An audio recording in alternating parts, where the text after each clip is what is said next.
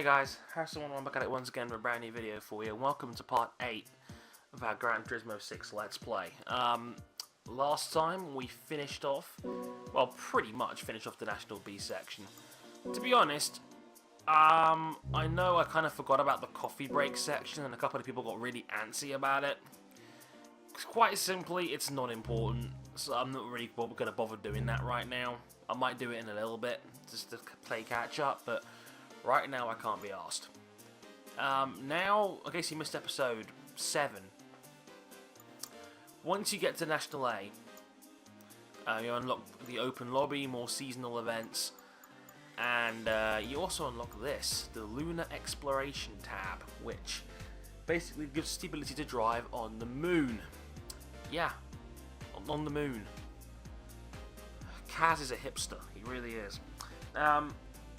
If you're wondering if I sound tired, it's because I am. In case you didn't know, I am recording this at nearly 4 in the morning. No, I'm dead serious. It's 3:57. It's 3:57 a.m. on Sunday morning as I'm recording this. I basically just got an urge, and I just basically thought, do it. And yeah, I thought, why not? I can render it overnight and upload it in the morning. Easy. So yeah, we are driving the Lunar Rover vehicle along the Apollo 15 expedition route. Since ancient times, the moon has had a hold over the human heart and has been an object of fascination for artists and scientists alike. Now you have the chance to experience the surface of the Earth's greatest satellite for yourself. Your mission will take place in the Hadley Ryle, located at the base of the Montes Apenninus, sorry if I pronounced that wrong, a mountain range which cuts into the moon's ocean region. This is where Apollo 15 landed on the 30th of June 1971, and it was the site of the first ever motor-powered excursion on the moon's surface. In this mission, you will retrace the route taken by the astronauts who disembarked from the landing craft, David Scott and James Irwin, as they headed for the Ryle's entrance. While driving the lunar roving vehicle, you will experience gravity around 6 times weaker than that of the Earth. It's time to relive one of humanity's greatest achievements. And yeah, these events pay very generously. As I told you before, the events stack, the prizes do. And I believe it's 30, 20, 10 is the setup, so it's 60,000 for a gold. Plus the 10% login bonus, you're looking at 66 grand, which is, actually to say that back, actually isn't, it's actually 15, it's 15, 10, 5, so that's still 25, 30k times 10%, so yeah, that's still 33,000 a pop, it's still pretty nice. But yeah, this is actually one of the very few elements of Gran Turismo I don't actually like. Don't get me wrong, great achievement to put something like this in the game, and it's an impressive bit of engineering. I can't deny that. It's physics-wise, this couldn't have been easy to do.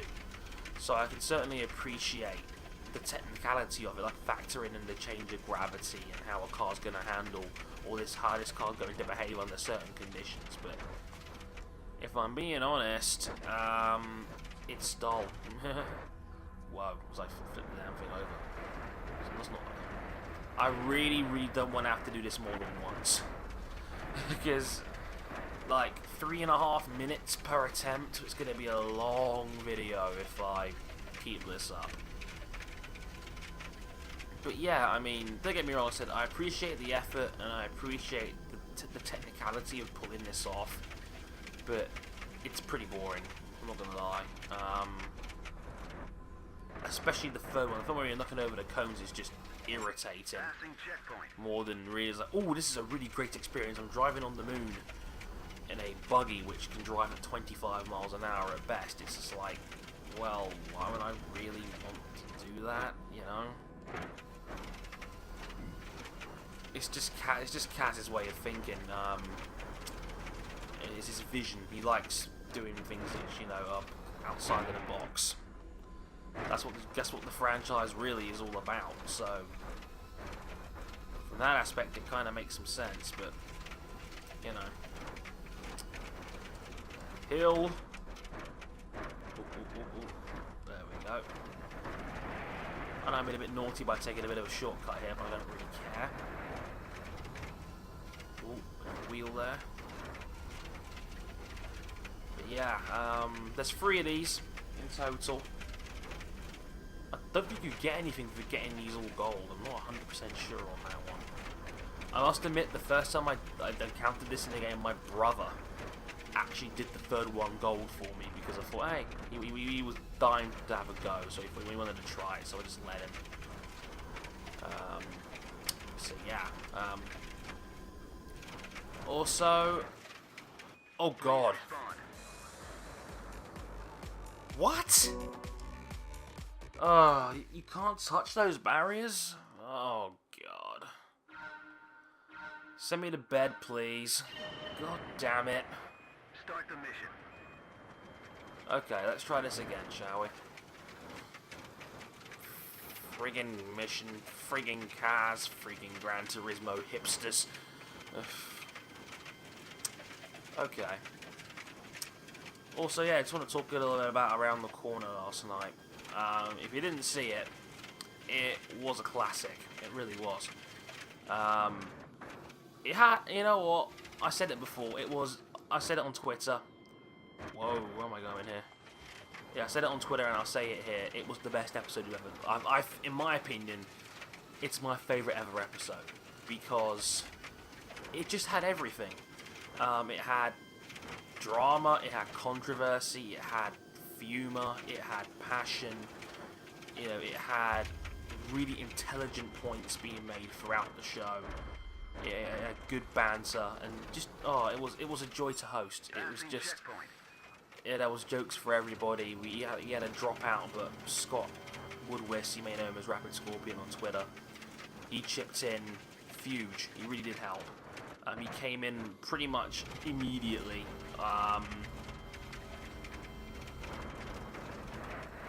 And helped out. He took Anthony's score on him. You know him as Anton the Beast HD, ATB. It's a shame he was only on for about 20 minutes because he had to go out basically, but he'll be back. I promised him he'll be back soon. As will I know that Owen TQ QT128 is coming on very soon as well. So yeah, I just want to say thanks to everyone who watched. We were over 30 viewers for at least an hour of that stream, so thank you.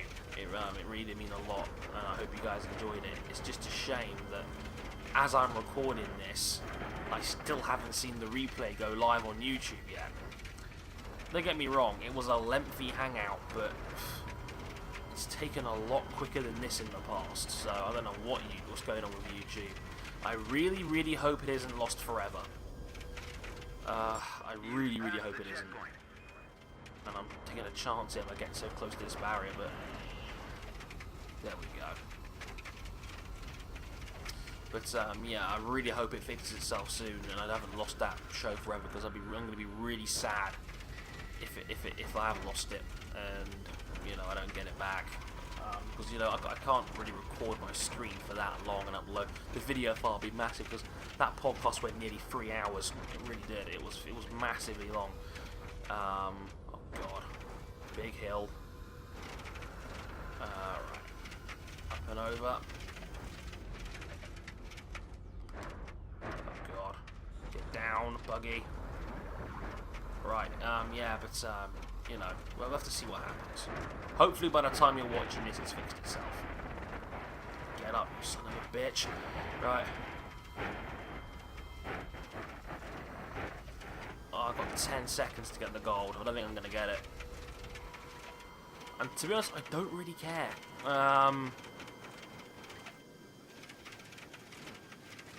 Yeah, there's the gold gone. We can see Hadley Rill on the right. Okay, silver it is. You've passed the checkpoint. And because I don't really want to waste your time by doing that for another 3.5 minutes, we'll leave it there. Yeah, that was not fun. The second one's actually probably the best one of the lot, really. The second one, you're going downhill, which makes it a fair bit more challenging and a heck of a lot more fun. Sorry if I yawn there, but not professional. But again, don't really care. The Moon and the Earth are approximately 380,000 kilometers apart. The Moon's diameter is around a quarter of the Earth's, making it a relatively large satellite in the context of the solar system. This second lunar exploration mission challenges you to race downhill into the base of the enormous St. George crater, located in the Hadley Ryle.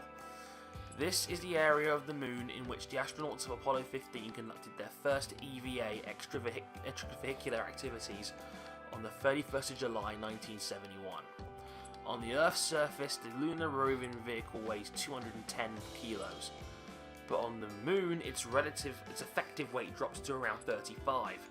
Experience the unique floating sensation of bouncing along the surface of our nearest celestial neighbour. God, they really do hype this up like it's something special. Something that's really exciting. When it isn't really, but hey. Sorry Sony, you're not getting any free marketing from me in terms of this game. Like I said before, GT6 is definitely what I call a solid 8 out of 10 racing game title. It's not a 10. It's still got flaws. It's the same GT flaws that's been part of the series since its inception. But, you know, I'll talk about that more in depth on another video. Survey of Right. St. George crater complete. Return to base. Okay, we're gonna go down this hill. You can see the finish line. You can see those 5 cones near the bottom. That's the finish line. Because I'm really losing it here. Rocks, whoa! Yeah, like drive over a rock at any sort of speed you're going over.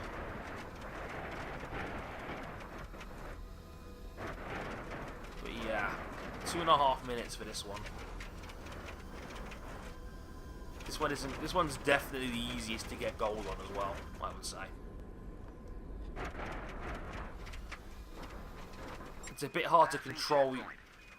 It's a bit hard to control the vehicle going downhill like this.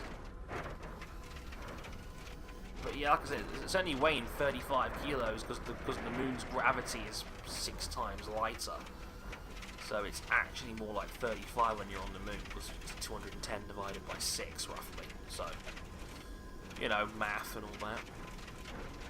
I remember, man, I was doing A-level maths back in the day. That was not a pleasant experience either. Like I thought I was good at maths. Turns out I was actually only really good at mental maths, if that makes any sense. Because, like, trust me on this, like, A-level math went completely over my head. Wasn't pretty. Statistics bored the crap out of me as well. It's like, oh, it's just all these bloody numbers and probability, like, diagrams and all that fancy shit. Yeah, just like, you know what, maths isn't for me, and I think I'm a bit more of a character than that. But I was obsessed with numbers growing up. Like, I was the kind of guy that was working out the 15 times table in his head through primary school rather than reading a book and, you know, learning about English and things. It's crazy. Let's finish on top ahead. This one's definitely going to be a gold, I think. Bit of a bumpy finish, though. Ooh, shit. Did I just jinx myself here? Oh god, I did, didn't I?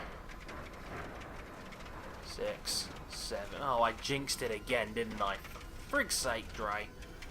You're such a buffoon. Passing checkpoint. 233. Mission I'll complete. go back and do all these on gold off camera. You don't need to see me do this more than once, really. you just don't need to. I'm doing you a favour, guys. Seriously, it's not a money thing either, because I've already got 330,000 credits. So, like, what's the friggin' point in making a massive effort to get these on gold and spend like 45 minutes doing this moon shit, which just isn't that. It's not even exciting to watch. It's just driving on the moon. I mean, it looks nice for about 2 minutes, and it gets very boring very quickly. This is the third lunar exploration mission, and this time it's a coffee break event. Race against the clock on this fictional, oval-shaped track, knocking over 30 cones as you go. The lunar roving vehicle is 3.1. You'll be driving is 3.1 meters long. It is a battery-powered vehicle using in-wheel motors driven by silver 6 cells. It also boasts 4-wheel steering, which allows both its front and rear wheels to be used to turn. Its tyres are made from a metallic mesh rather than rubber, and its treads are covered in long, thin aluminium plates arranged in a herringbone design. Given that the force of the gravity on the moon is at 1/6 of the force of gravity on Earth, and given that you'll be driving in a vacuum with almost no atmosphere, controlling your vehicle should be a real challenge here. Yeah, we get the drill. This is the most difficult one to get gold on, for sure. Like, it's actually fairly challenging to get to get the gold on this, which I believe is like 132. Yeah, there you go, 132. Basically, you've got to be kind of clever. You've got to basically use the moon's gravity to help you. I say this is that you use one set of cones to knock another set of cones over. See that basically you can take the cones out and travel a small distance compared to driving all over the place. Okay. So I'm gonna try and do that now here. I'm gonna try and. Okay. Oh shit. That's not good. Swaying all over the place here. Okay.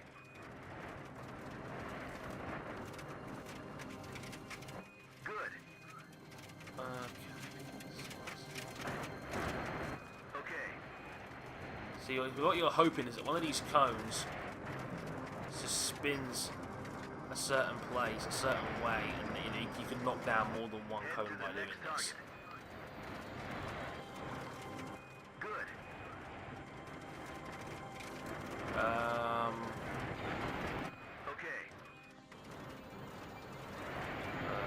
I'm swaying all over this track. Gosh. I'm not even on track for the bronze right now. But I would also say that there's more cones in the second half of the track. Oh god, I almost spun it there as well. Good. Also, the timing difference is a bit unfair if you ask me. Okay. How do you go from 132 to 135 to 2 minutes? Okay. Bit unfair. Bit lopsided if you ask me, but hey, I'm nitpicking here. Okay. Head to the next 25. I might get the bronze here, I don't know. Okay. 25, 26.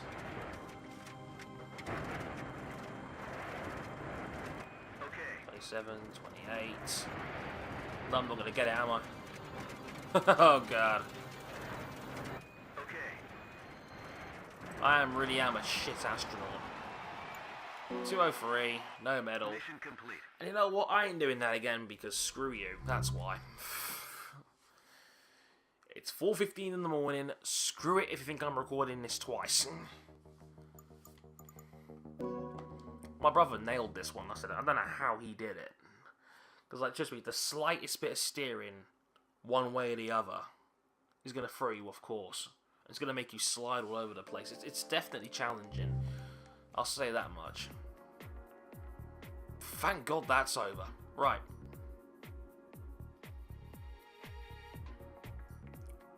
Come on, load it up. Right. You know what, while we're at it, while we're here, we might as well try that mission race I was thinking about doing. Do you know, actually, no, do that next episode, actually, I can't be asked. National A. The 500 pp Clubman Cup. A more advanced version of the Clubman Cup, in which cars with around 500 pp competes. As well as the cars being a step up, the drivers you'll be racing against will be more experienced too. Yeah, 3 more complicated tracks this time around. We've got 3 laps of the Matterhorn, 3 laps of Roma, and then 3 laps of Bathurst, which is going to be fun. This is the Rottenbodden layout. The limit is now 600. And as you can see, the money's gone up as well. It's now 14,000 or so for an event. Now I'm going to break out the M4 for this one. I may have mentioned this in a previous episode already, but yeah, basically I had an M4 showing as part of the episodes for this series, but unfortunately I lost the recording because my Elgato crashed before the video could process. So all the footage I had of the M4 Coupe was lost, unfortunately. So now I've got a second chance to show it off. The M4 wasn't a car that came with the game; it was download. It was a free. And yeah, it's quite a bit under slower corners, but overall it's a pretty nice car to drive. BMW just know what they're doing with their coupes; they really do. And I finally, as well, the top car in the event now, starting from the lead, is an M3 CSL. Something my dad always dreamed of getting. He ended up with a standard M3 because basically he couldn't find one going for a decent price. But yeah, here we go. We're going to blow past this RX-7. We've got an Audi RS, is that an Audi S4 there, I think? It is indeed. The only downside in a video game context about using this M4 is that you can't really upgrade it very much. I'm not quite sure why that is. Maybe they didn't get all the data they wanted in time. You know what Gran Turismo are like, they really love their concepts. You know, they love having really funky concept cars in the game. I'm guessing that's why the whole Vision GT section is there this time around in this game as well. Well, I'm shaking it a little bit there, but managed to get it under control. But it's pretty fast too, as you can see. It's definitely very similar to the M3 in terms of performance.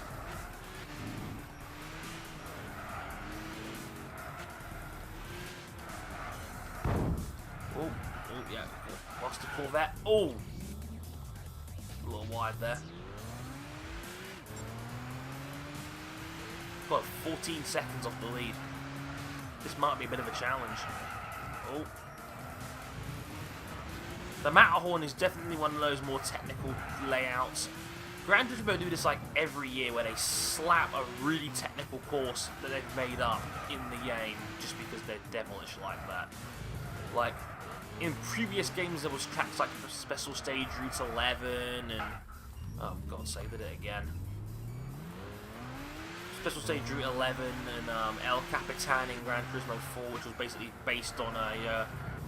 Yosemite Park in America. Was it Yellowstone Park or something like that? I think one of the two.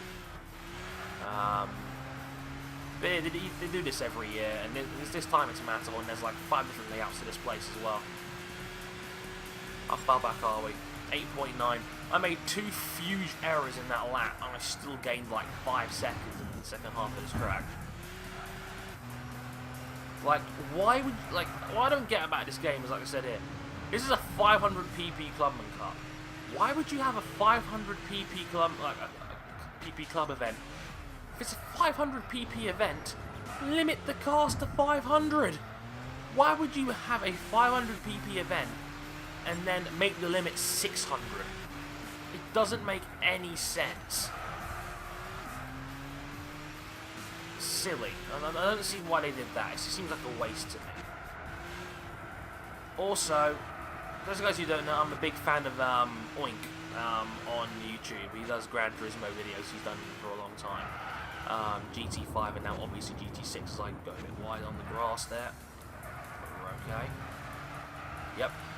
He does GT6 videos, and he mentioned recently in a video, he made a great update post talking about, you know, when's the game getting updated, basically. As I pass the CSL for the lead.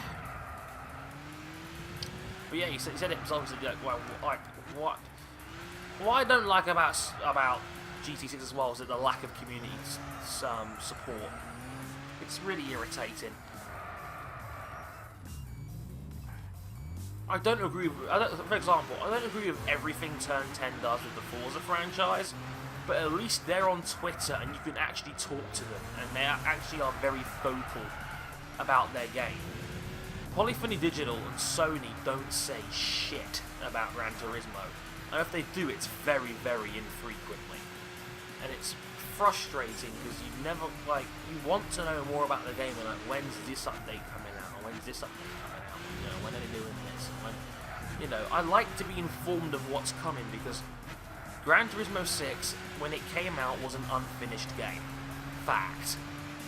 Sony mentioned it before the game even came out, that there was a whole heap of content that the game was not going to have yet, and they were going to release it down the line via updates and downloadable content. It's clear this game wasn't finished, and yet they still expected us to all to pay £40 for it when the PS4 had just come out a month prior, and then not tell us anything about the said future content until it's already out there, and we have no idea when it's being released. We've got to get our info through word of mouth, and through people like Oink on YouTube, who is excellent with GT videos. He's an excellent, very, very fast driver, and, you know, very knowledgeable about cars, big petrol head, and just comes across like a nice guy. I haven't had a chance to speak to him properly, but I'm a big fan of his, and if you want to check his channel out, I'll put a link in the description.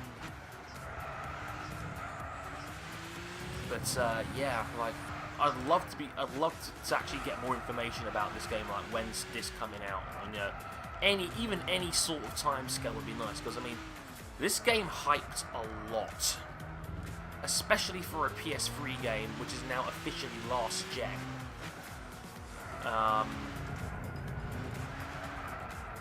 You know, the big tease about Ayrton Senna content was huge. And happy birthday to the great man himself. He would have been 54 yesterday. Very sad. I mean, it's going to be, I mean, May will be the 20th anniversary of his death. That's a scary thought. But yeah, there we go. We get the win. But yeah, it's one of those things, like I said, I just feel like it's kind of frustrating. Like, I like to be informed. I like to know what's going on, you know, and Sony don't do shit for that, and I think a lot of the time we take these game developers for granted, and the ones that do talk to us, I think we take advantage of a little bit, because some of them aren't, and Sony are very secretive about this game. And why is it taking so long for this loading screen to come up? Game. This is really, really irritating.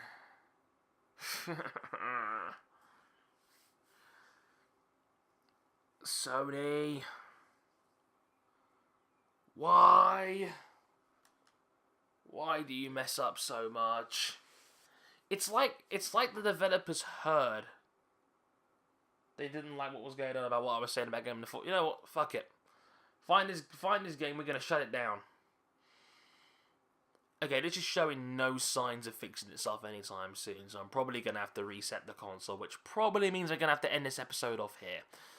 I hope you guys enjoyed it, even though I'm kind of half asleep and not an awful lot got done, in all honesty, but still, hope you enjoy it, and leave a like if you enjoyed it, and I'll catch you guys next time with this very awkward ending. Sayonara.